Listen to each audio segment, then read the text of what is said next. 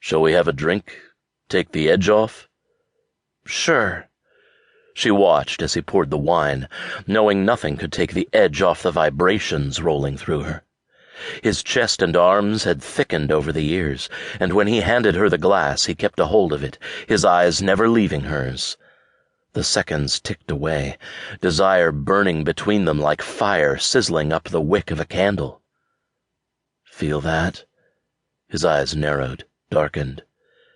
All these years later, all the unhappiness that unfolded, and we're still us.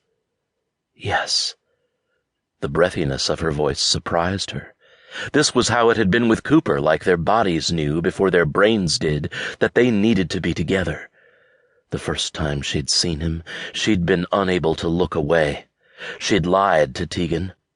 It hadn't taken more than him reaching for her hand for her to agree to go back to his room that first night they'd met. They'd barely spoken more than their names and a few heated whispers, but she'd felt connected to him on a level she'd never felt before. Like she'd had this empty place beside her for her whole life, and he was the only one meant to fill it. From that first moment they'd spent every minute of that amazing week together. They'd fallen into a routine as naturally as they'd breathed. She'd been unable to fight the attraction then, and she knew, just feeling his hand on hers, that she was skirting a dangerous line now.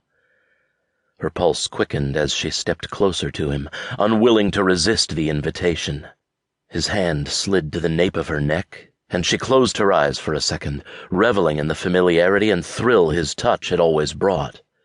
Oh, how she loved his firm grip, the strength of his hands. "We should talk," he rasped against her cheek.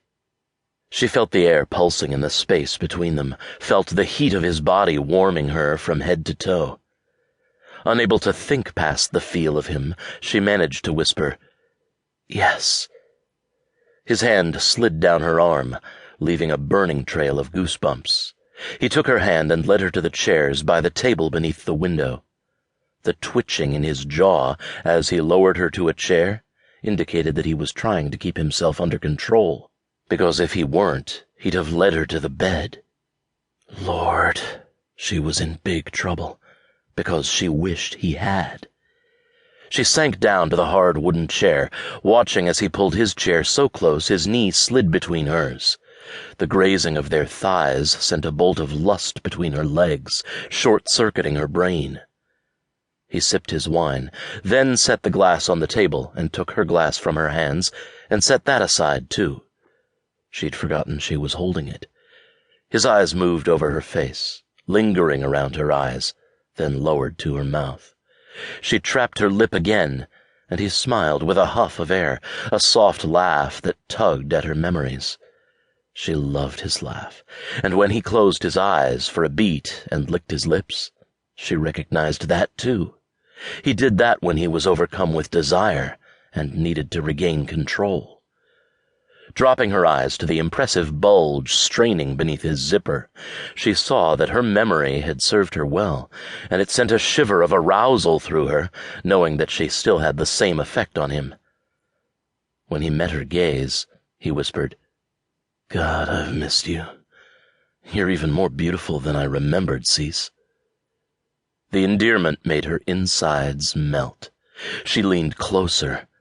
Damn her to hell, she wanted him again. She wanted to taste the lips she'd dreamed of every night since the day they'd left each other 4 years ago. She wanted to feel his strength consume her the way nothing else ever could. "I have nothing to hide," he said softly, "but I don't know where to start.